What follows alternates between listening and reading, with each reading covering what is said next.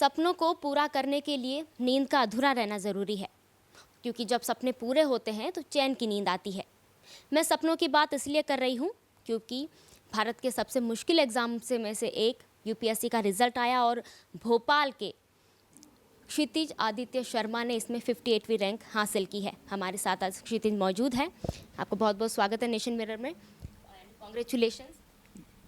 कितना वक्त लगा आपको इस मुकाम तक पहुँचने के लिए? जी, फ़र्स्ट ऑफ़ ऑल आपका बहुत-बहुत धन्यवाद। और ये मेरा तीसरा अटेम्प्ट था। पहले अटेम्प्ट में मेरा प्रीलिम्स क्लियर हुआ था पर मेंस नहीं हो पाया था। दूसरे अटेम्प्ट में मुझे आईआरएस सेवा करने का मौका प्राप्त हुआ और अभी मेरा आईएएस में चयन हुआ है। आपने कभी सोचा था यूपीएससी आपका निकलना था, ये आपने कभी सोचा था?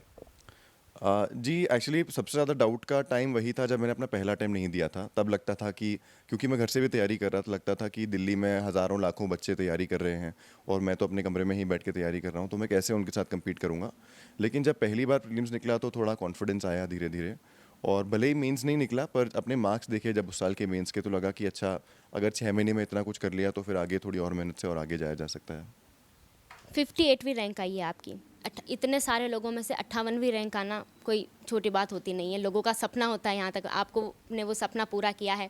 क्या सोचा था आपने क्या सोचा था कि कौन सी रैंक आ जाएगी मेरी? जी, एक्चुअली मैंने सोच रैंक के बारे में तो नहीं सोचा था। आईआरएस में मैं ऑलरेडी था, उसके ऊपर मेरी टॉप प्रेफ़रेंसेस आईएएस और आईएफएस थी। तो मैं सोचा अगर इन दोनों में से कोई भी सेवा मिल जाती है या जिस भी रैंक पर, तो मतलब I will be very happy with the result.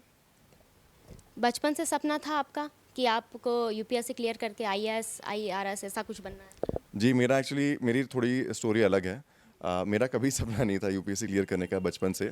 वैसे तो मेरी माता-पिता का सपना ज़रूर था। मैंने लॉ की पढ़ाई करी 5 साल नालसा यूनिवर्सिटी ऑफ लॉ से क्लैट निकालने के बाद, और उसके बाद 2-3 साल बॉम्बे में कॉर्पोरेट लॉ फर्म में नौकरी भी की। पर कोविड में कुछ चीज़ें ऐसी बदली कि मेरा रुझान सिविल सर्विस की तरफ बना।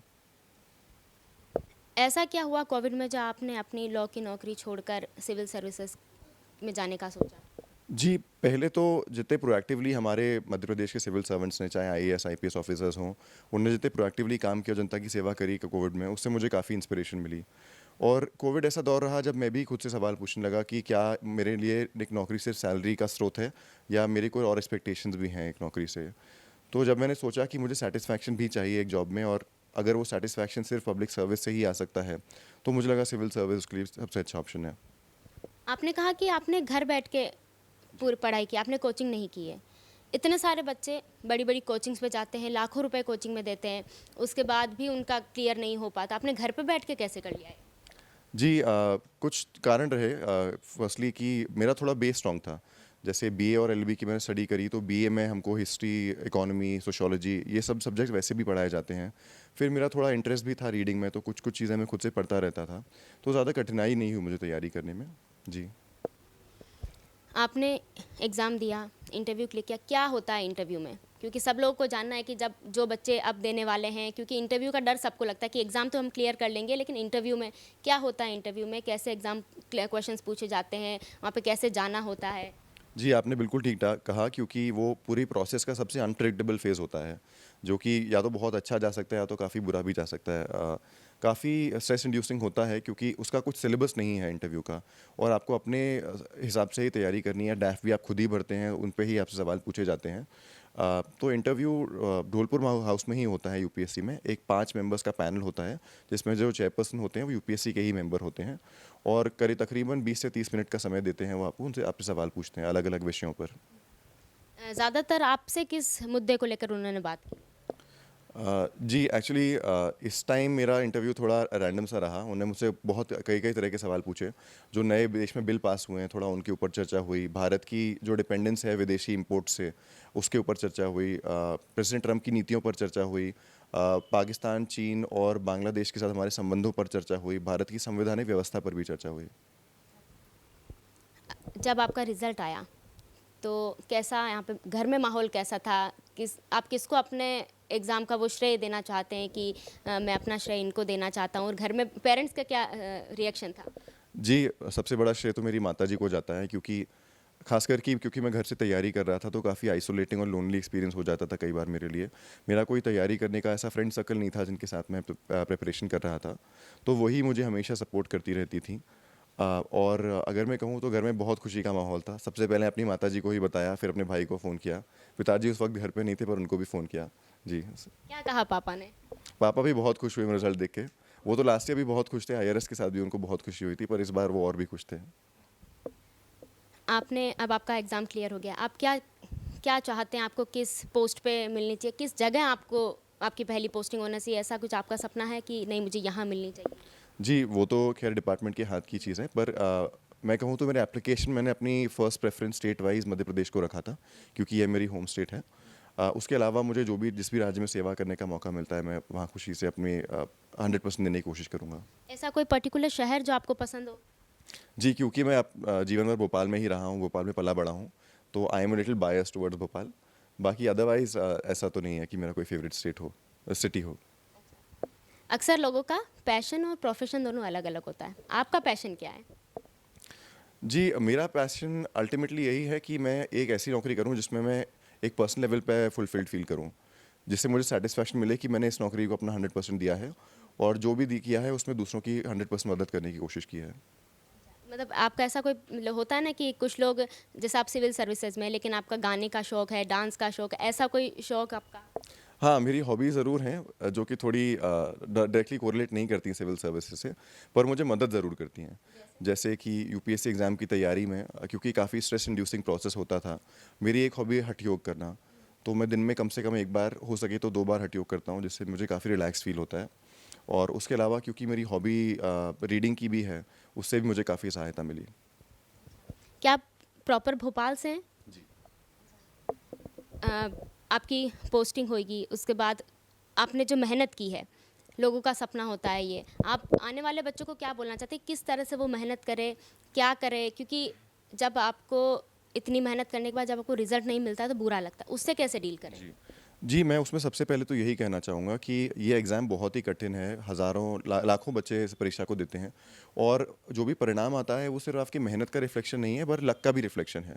तो आप उसके लिए खुद को ब्लेम ना करें, हताश ना हों, और निरंतर प्रयास करते रहें। जैसे मेरे पहले, मैं अपनी ही बात कहूँ तो मेरे पहले अटेम्प्ट में मेरा प्री ज़रूर निकला, पर मेंस नहीं निकल पाया। पर मैंने अपनी मार्कशीट देखा कि कहाँ-कहाँ कमियाँ रह गई थीं, और उन पर काम किया, और उससे वैसे ही करते हुए मैं आगे बढ़ा। तो अब आप आपने बोला आपका थर्ड अटेम्प्ट में ये निकला है। आपने कैसे अपनी फेलियर से डील की?